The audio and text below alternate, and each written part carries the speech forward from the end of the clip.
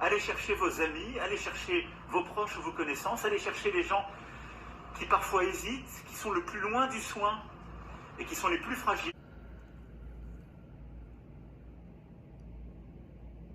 Il est au restaurant, il est en train de parler de la réouverture des restaurants. C'est une journée chargée, tout doit se dérouler impeccablement. Il veut s'assurer que tous les restaurants s'ouvrent sans problème. Mon souci à moi, c'est que tout se déroule bien pour lui. De m'assurer qu'il n'y a pas beaucoup de gens qui l'encombrent.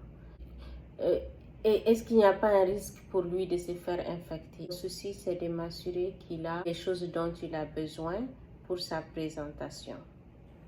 Au revoir ici, donc. Est-ce que néanmoins, à ce stade, puisque les licenciements risquent de se profiler à la rentrée dans le pays, vous ne devez pas préparer les Français et également des dispositions pour éviter que justement les Français ne mangent leur pain noir?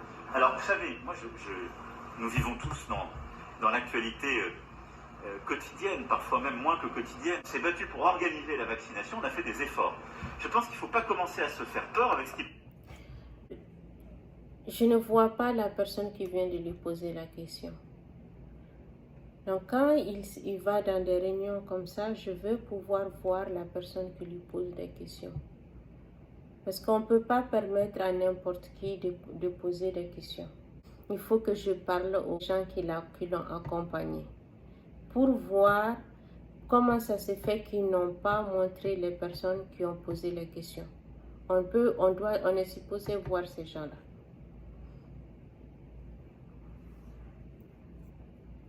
Je pense qu'on peut regarder la période qui est devant nous avec une forme d'optimisme lucide.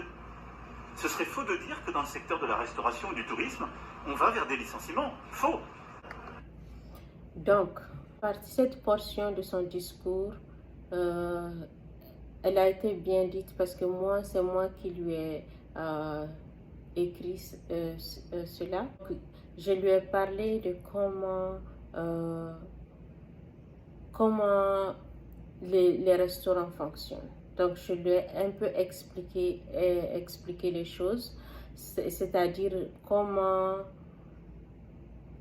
il faut voir comment est-ce que les gens reçoivent les produits dans les restaurants. Est-ce qu'ils achètent les choses pour eux-mêmes et chaque jour ils vont au marché pour acheter ce dont ils ont besoin, ou bien c'est une compagnie qui les ramène les produits dont ils ont besoin. Donc ça, ce sont des aspects techniques dont je lui ai parlé. Il va dans un restaurant.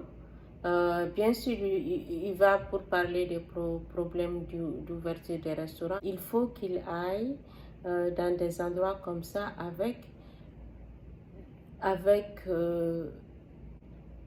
l'impression de connaître des sujets spécifiques sur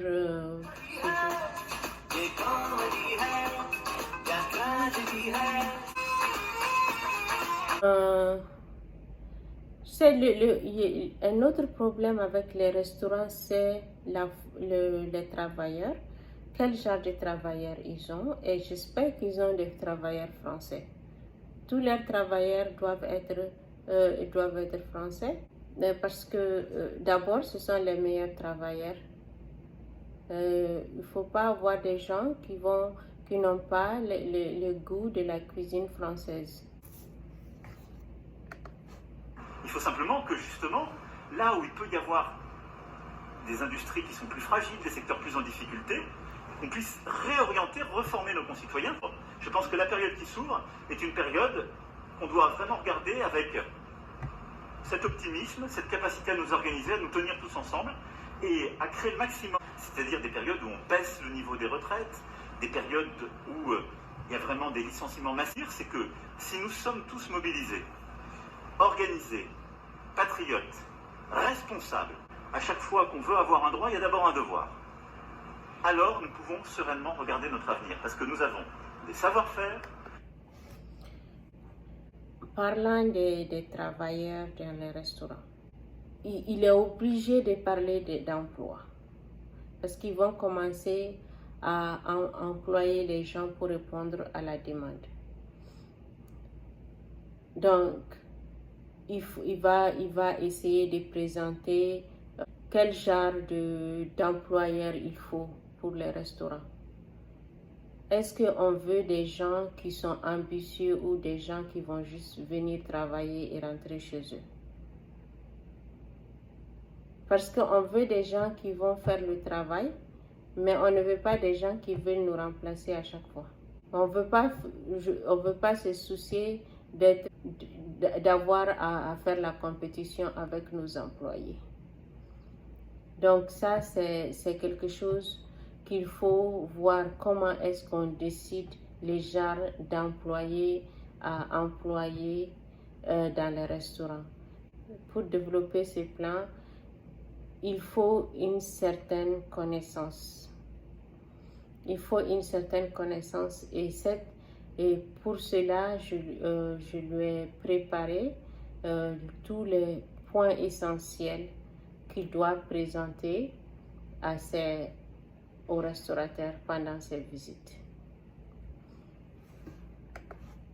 Parce que nous avons de la force dans notre agriculture, dans notre industrie, dans nos secteurs économiques. Et donc ça, je peux vraiment m'engager. Quelle réponse apportez-vous aux différents propos de Jean-Luc Mélenchon, notamment sur la panne des numéros d'urgence derrière laquelle il voit la main de l'État? Et parallèlement, est-ce que vous lui apportez votre soutien après la vidéo qui a ciblé ses sympathisants? D'abord, je ne ferai aucun commentaire politique. Je n'ai pas envie de rentrer dans ce jeu du commentaire et du incessant.